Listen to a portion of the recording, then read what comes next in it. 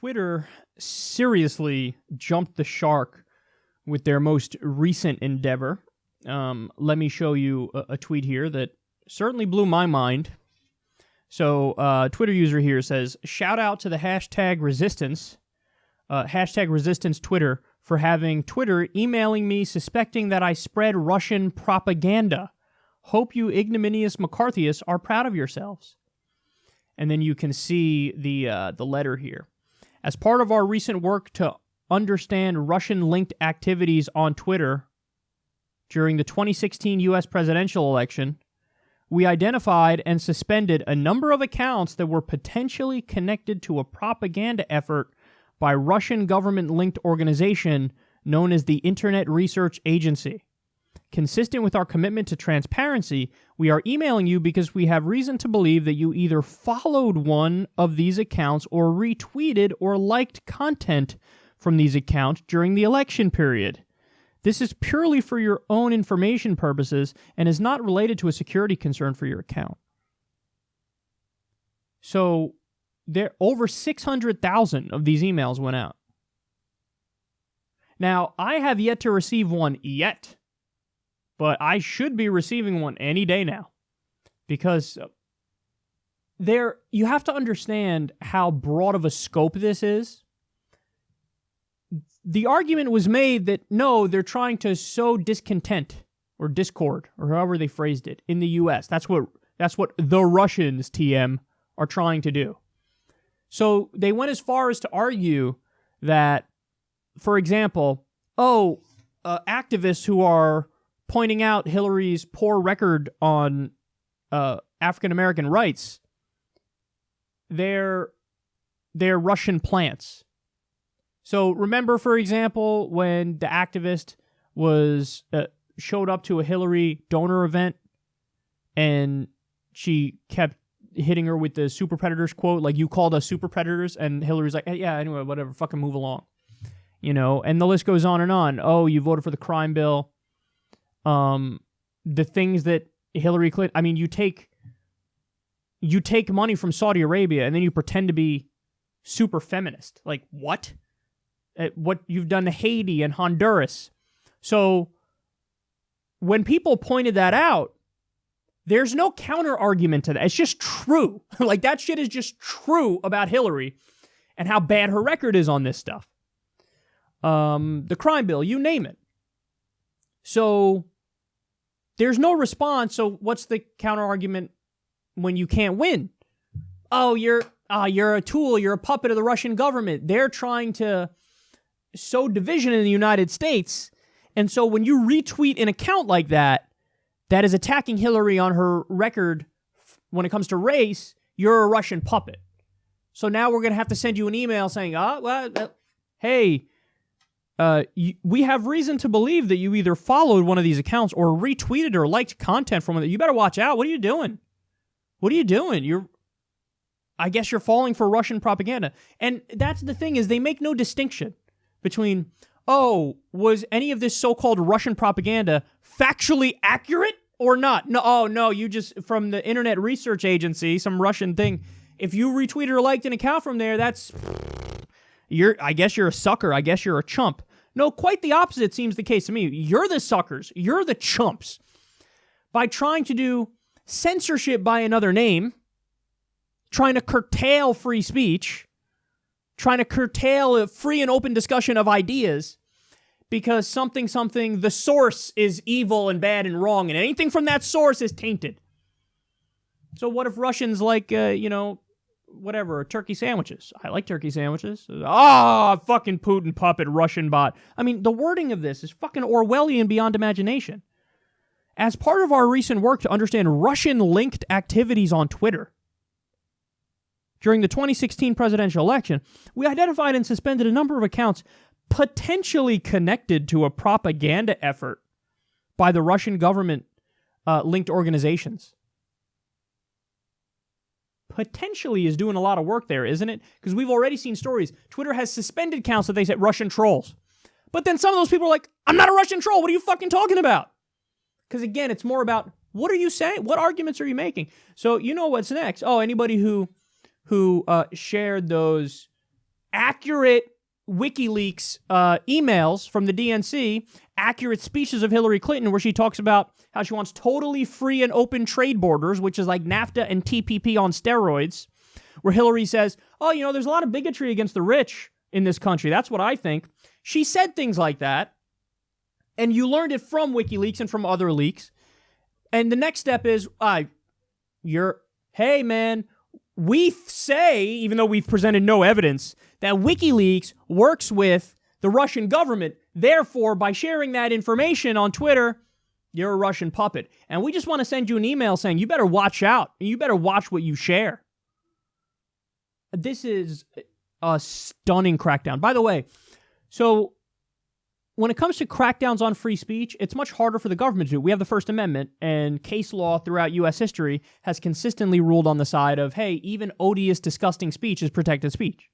So, and that's a good thing. We have like an absolutist interpretation of the First Amendment as law right now. But there's another way that they can attack free speech. They can have their corporations that they're linked at the hip with do the dirty work for them. So today, people aren't likely to go out into a literal public square and have discussions. Where do we have our discussions? Well, we have our discussions on social media. Social media is the new public square, whether it's Facebook or Twitter or what have you. So when you take this public platform, which is now the public square, it's a private platform because it's a private company, but you have that private company do the bidding of the public, the government, not the public as in the people, but the public sector as in the government. When you have the private corporations under pressure from elites in the government start cracking down on speech because, I don't know, something, Russia, well, what you have here is the perfect manifestation of a Red Scare. That's what this is. And they're gonna use this to crack down against all dissenting voices. And again, you might say, well, Kyle, that's, you're extrapolating too much here. You're reading too much into it. But I would say to you, it's already happening. They're already suspending accounts they say are Russian propaganda. They're already sending the threatening emails, hey, you better watch out. Look at who you're following and stuff. Like, for example, I follow RT and RT America. That alone can be grounds up. I can't believe you're fucking Russian propaganda. Now, I take from RT and RT America, I take stories on Russia with a grain of salt. I do. And I think that's the right thing to do. That's the right approach to take. But stories that are not related to that, they do a great job. Tom Hartman works for them. He's fantastic. Ed Schultz works for them, who got fired from MSNBC because he's against TPP. You got a lot of good people who work there. So, again, this is just a way to try to, in a broad way, crack down on dissent. And it's worse than that because, so it's not just Twitter chilling free speech in this way and telling people, hey, don't say the wrong things. It's also Facebook doing it, and it's also Google doing it. So you guys have probably seen this already by this point, but they say Facebook founder Mark Zuckerberg announced his plan to prioritize trustworthy news sources based on user surveys. So first of all, let's just put out there, a hierarchy is a terrible idea. Because you should have a free and open exchange of information. You should have effectively net neutrality for all the different outlets. Now, that does mean that some shitty outlets, might get a little more exposure than you'd like. For example, Alex Jones. But that's a small price to pay for having real, independent, and alternative outlets that tell the truth out there, not being discriminated against. But no, what they're going to do is say, oh, now we're going to have a hierarchy of news outlets. They say they're doing it by user survey. Now, what are the effects of that? Well, you're going to have the bulk of people go, I guess CNN, I guess MSNBC and Fox. So in other words, the people who are the established media outlets who have huge name recognition, they're the ones who are going to get prioritized. And what they're doing here is they're passing the buck by saying, oh, well, let the people tell us which outlets. But in reality, they knew from the very beginning, well, what we really do is want to prioritize established outlets. Now, that raises a very important question. What happens when those people spread fake news? Because this is, Facebook is trying to get rid of fake news by doing this. Well, I don't know if you know this, but virtually all of mainstream media referred to torture as enhanced interrogation at the behest of the Bush administration. That's doing U.S. government propaganda and lying about the nature of what's actually happening. Mainstream media did that. So will mainstream media be deprioritized when they push some bullshit like that? Will mainstream media be deprioritized when they ramp up the war in Iraq, when they did propaganda to get us into the war in Iraq? Phil Donahue was fired because he was against the Iraq war. So are they going to say, oh shit, mainstream media today is pushing fake news, so we got to deprioritize mainstream media in the context of what's happening right now? They're not going to do that. What about when there were the WikiLeaks email leaks and we saw everything that Hillary and Debbie Wasserman Schultz said? All those things were true, but the mainstream media didn't cover them because, oh shit, we might, something Russia, hey, maybe Russia helped in getting WikiLeaks this information. Doesn't matter that it's true. The source of how we got it, it's somewhat tainted, and I don't know, it might help Donald Trump, and we don't like Trump, so I don't fucking run with it. Will they be penalized? Will they be deprioritized when they do misleading stories trying to downplay accurate leaks? No, they're not going to do that. So again, this is censorship by another name. And I think what's scariest to me, because now it gets into not just a broader issue, a macro issue. Now it's a micro issue, and it affects our bottom line, and it affects everything we're doing here at Secular Talk. But yes, it has been proven that we know that Google's algorithm now prioritizes mainstream outlets over all alternative and independent media. So yes, we are treated like Alex Jones, and our results are buried now in Google searches. You have Alternate saw a drop of over 50% as soon as Google tweaked their algorithms, because the argument is, hey, look, Alternate, they're the same as the fucking Daily Caller. What Daily Caller is, or WorldNet Daily on the far right, Alternate is that on the far left. So that's fake news, so we got to not do that. Hey, that outlet may have been harder on Hillary Clinton than they should have been. So over 50% drop in their traffic. Current Affairs, another fantastic left-wing outlet, over 70% drop. Over 70%. That doesn't happen naturally. That happens when they tweak the fucking algorithms. So now Facebook's tweaked it to move away from news completely, by the way. They want to prioritize family and friends, okay? But then to the extent that they prioritize news stuff, it's going to be major establishment outlets that oftentimes push total bullshit. So Facebook's doing that, Google's doing that, and YouTube, of course. Google's the parent company of YouTube, so we've seen the effects too. Jimmy Dore took a massive hit. David Pakman took a massive hit. The Amazing Atheist, who's not even primarily political, took a massive hit, because they're just saying everybody that's not already established, we are going to deprioritize. So that's the effects of what we're talking about. Now, I want to show you this chart because this is what's been happening here at Secular Talk behind the scenes. I think this is an important chart. Now, I'm not saying this is necessarily nefarious, but I am saying that there has been a trend, and this has been happening on a regular basis. So during the election, we were gaining 1,000 new subscribers each day. Now, if you tell me, Kyle, look, in a year that's not an election year, that's going to drop maybe 40%, I'd say that's a big drop, but you're probably right. Maybe it'll, whatever.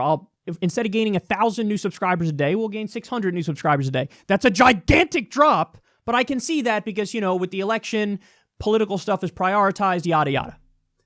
If you tell me, no, you will gain fucking about 150 subs per day from 1,000 during the election down to 150 subs per day, I'll tell you, something's wrong here. Something's wrong here. They are deprioritizing our content, and they are deprioritizing our content. I just told you. Google has done this. YouTube is owned by Google. With Adpocalypse, of course they did this. They put people in different categories of how monetized they can be, the level of ads they get, what happens when your videos are demonetized, and they are harder to find when that happens. They don't share them as much on the sidebar. If you happen to watch Secular Talk all the time, you'll probably get some Secular Talk videos on the sidebar, but they don't attract new people anymore. So when it was 1,000 subs a day, we're not talking about a 40% drop, which is massive, to gaining 600 subs a day. We're talking about 150 subs a day, and then boom, what happens every now and then? A purge. An absolute purge. And you can see there that there was a day that it dropped off the map, and we lost more than 150 subscribers in a day. I want to explain something to you guys that might not know the trends of the way this stuff works. That's not a thing that happens. Once your channel hits a certain point, you gain steadily. That's the way it works. So if there's ever a massive anomaly, that is an anomaly that happened on purpose. Now, it could be because, hey, YouTube is just purging inactive accounts. And honestly, that would have been my preferred answer. I would say, that seems like the most reasonable answer. But guess what? I've gotten countless messages where people are like, no, I've had to subscribe to your channel 3 times because they keep unsubscribing me from your channel. People who are subscribed go, hey, your videos are not popping up on my main page anymore. I don't know why. So I've gotten countless, messages like that. I know the same thing is happening for Jimmy Dore, David Pakman, and others. So what you're seeing here, yes, from the top down, and a lot of this is being taken, the catalyst for it all is Russia. It's just been wiping out, taking a hatchet directly to all independent and alternative media outlets. So, I said this last night, man, the so-called solution here is worse than the problem. I'm not saying Alex Jones isn't a problem. The guy's a fucking maniac, and he has a gigantic audience, and he has influence. But the solution is not, let's fucking censor him or censor or, deprioritize all independent outlets. But that is the convenient answer for the establishment. Because when YouTube became a giant political force, when independent media became a giant force, those guys, Wolf Blitzer is not going to fucking beat me in the long run. He's like watching a burnt piece of toast or watching paint dry on the wall. He's as boring can be. He's never said an interesting fucking thing in his life. He's not going to beat me. So since they can't beat us, they cheat. And the cheating is, the tweaking of the Google algorithm, the YouTube algorithm, tweaking of the Facebook algorithm. And we're talking about life or death for so many different independent media outlets. So if you like this show and you like the content we put out and you appreciate it, I'd really, I would love it. It would mean the world to me if you would consider going to patreon.com/seculartalk and donating, even if it's just $2 a month.